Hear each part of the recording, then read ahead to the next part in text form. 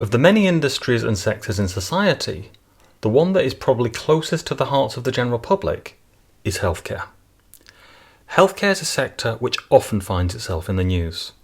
In the UK, the National Health Service, or NHS, is one of the oldest health services in the world and one of the biggest employers in the world. It has been estimated that there are 1 million interactions with the NHS by the public every 15 hours. This includes millions of surgeries. Urology is one specialty with a very high level of surgical activity. There are over 1,000 urologists in the NHS, and surgeons perform operations from vasectomy and kidney stone removal to surgery to remove the prostate, bladder or kidney in order to treat cancer. Of the hundreds of thousands of urological surgeries each year in the NHS, most go as planned, but sometimes during surgery, things go wrong. And in the most serious cases, things can go badly wrong. Some of these events are known as never events. In its 2018 Never Events Policy and Framework document, the National Health Service describes never events as serious incidents that are wholly preventable because guidance or safety recommendations that provide strong systemic protective barriers are available at a national level and should have been implemented by all healthcare providers. The never event concept was introduced into the NHS in 2008. The Never Events Policy and Framework suggests that never events may highlight potential weaknesses in how an organisation manages fundamental safety processes. Never events are different from other serious incidents, as the overriding principle of having the never event list is that even a single never event acts as a red flag that an organisation's systems for implementing existing safety advice and alerts may not be robust. As the name suggests, never events should never happen. And you're probably wondering how they do. But never events do happen. They happen rarely, but they happen around the world in different hospitals and by different surgical teams. They happen when surgical teams operate on the wrong organ, or on the wrong patient, or in the wrong way. When they happen, they have a devastating effect on patients and on families, and they also affect trust in the health system, and therefore they make the news headlines.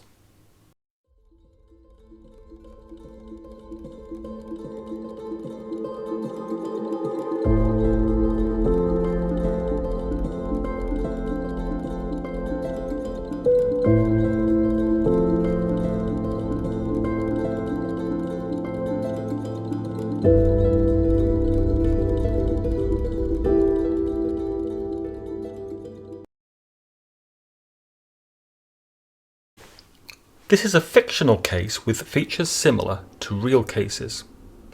It shows how several factors can combine to produce a severe medical accident or never event.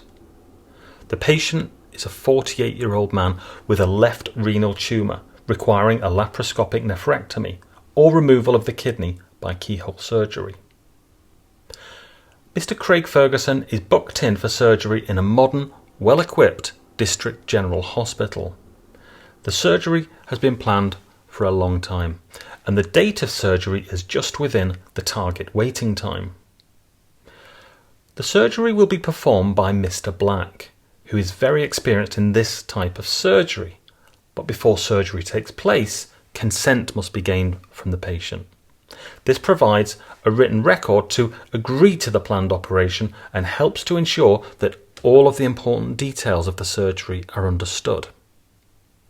But the surgeon, Mr. Black, is still in clinic in a different hospital building, about 10 minutes drive away.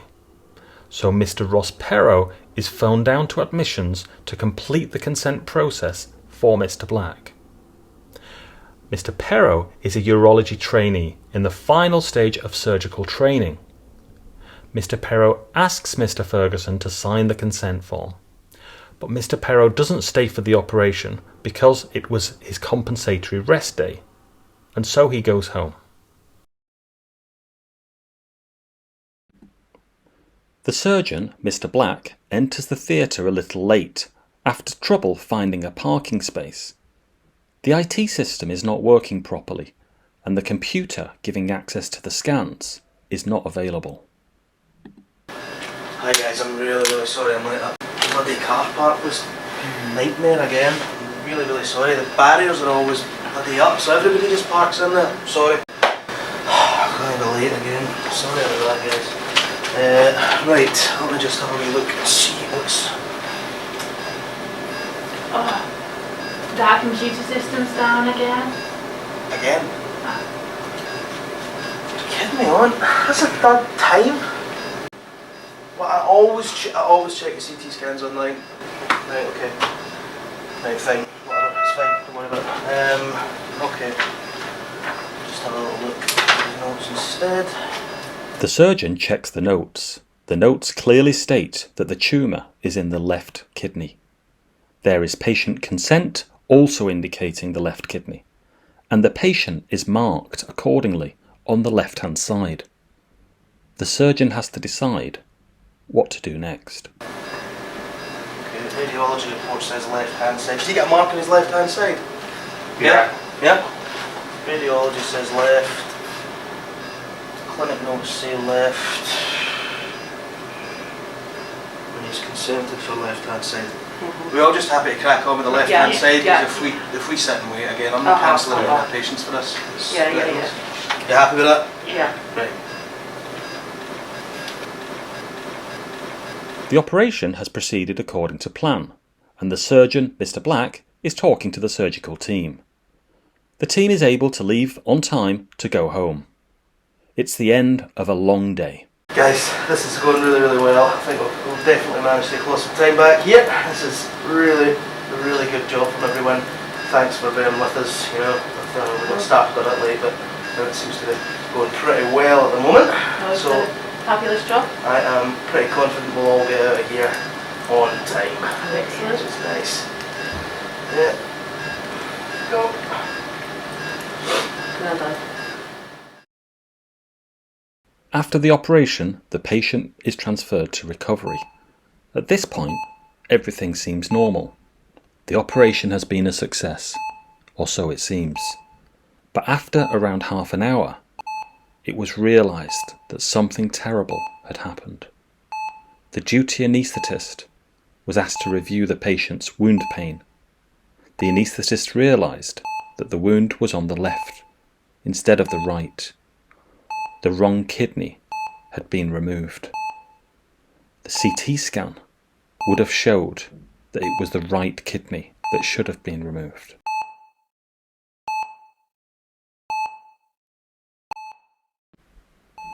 Mr. Ferguson now has only one cancerous kidney.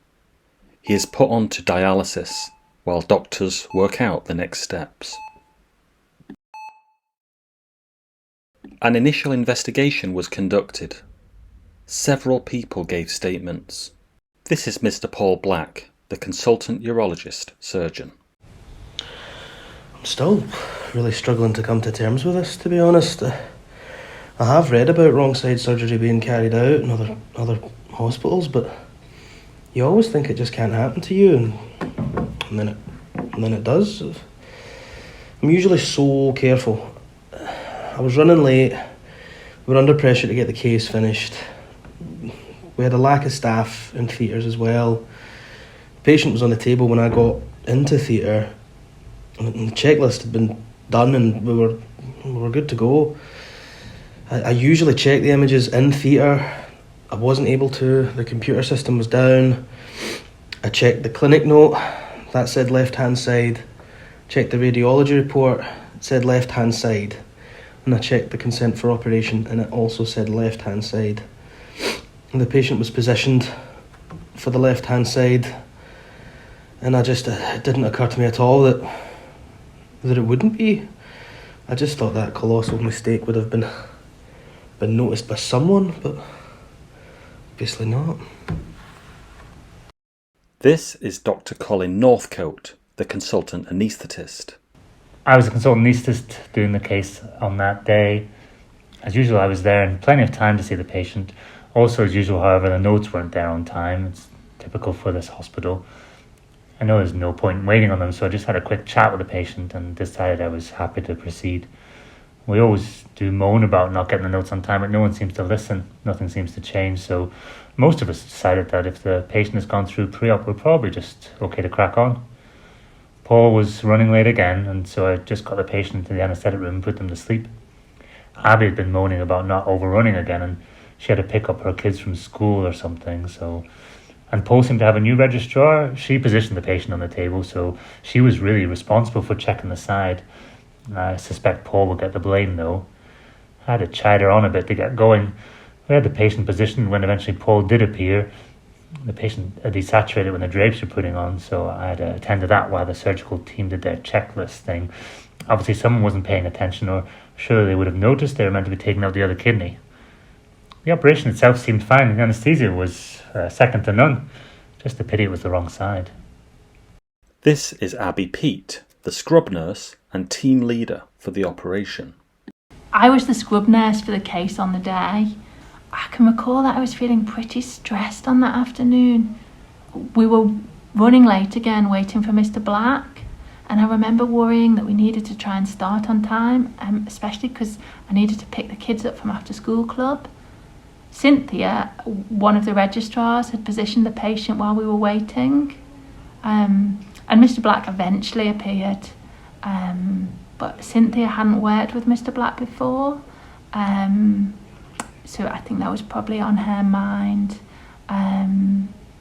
But she'd scrubbed up and prepared and draped the patient.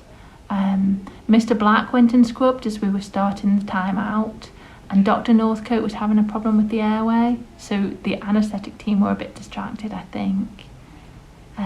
We only had one runner, and our new student, and David, our runner, he was away getting the ligashore, which we'd forgotten to put out. And I was sure we'd checked the correct side during the pause. But of course the patient had been positioned by the registrar.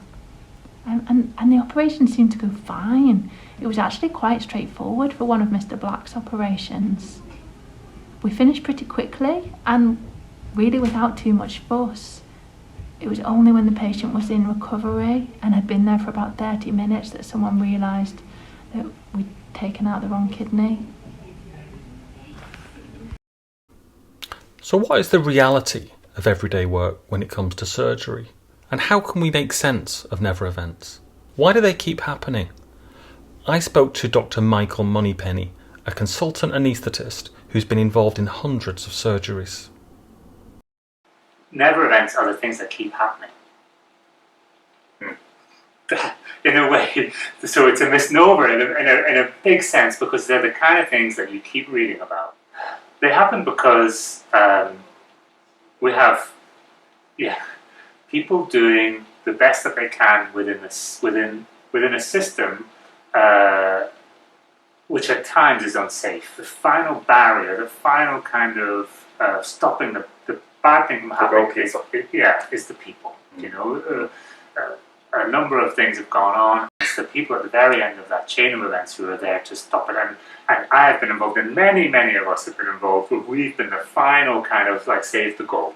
It's about being as safe as we possibly can with, as you know, those trade-offs between, you know, efficiency and thoroughness, between kind of, if we're going to be super safe, well, let's not operate. Let's not do any operations. Let's do one operation every week. And that'll be an amazingly safe operation. For never events, you need always conditions. The conditions always have to be perfect. That's right. But they never are. Yeah.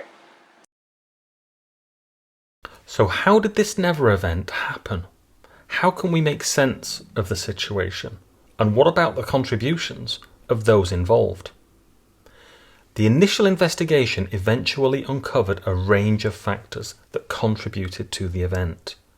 First, there was the pressure to perform the surgery, which had been cancelled previously. Further delay could have made Mr. Ferguson's condition even worse. His waiting time was also about to breach the maximum waiting time for surgery according to the target, This would have had implications for the hospital. Mr. Black, the surgeon, was performing an extra list and had recently seen many more patients than usual, which helped the hospital to meet its targets. The theatre itself was unfamiliar to Mr. Black. He was used to some of the other theatres. Some of the colleagues were also unfamiliar. He was not working with his usual anaesthetist, Dr. Fiona Martin, nor his usual theatre nurse, Anne Jenkins. Critically, the patient was marked on the wrong side. This was a previous mistake which was linked to a mistake in the notes. The patient, Mr. Ferguson, was consented by Mr. Ross Perrow, who did not take part in the operation. The surgeon was, of course, late to arrive to theatre after a clinic in another building and difficulty finding a parking space. When he arrived, the notes were wrong and the computer with the CT images was down. The images may well have helped Mr. Black to detect the error and stop the operation in order to make further checks. The anaesthetist was also somewhat distracted because the patient had desaturated during the surgical pause. It was said that there was a poor theatre culture. Staff would tick checklist items before surgery, contrary to how the checklists are supposed to be used. In fact, there was a similar near miss in orthopaedics in the previous month. There had also been a retained pathology specimen the month before. Unfortunately, lessons had not been learned from these occurrences. The environment was not supportive. The theatre manager and the older consultants didn't support the National Patient Safety Programme. The urology department itself was under pressure, not helped by one urology consultant vacancy and a new chief executive with a fondness of performance targets. In this case, a never event happened, and we are left with many questions.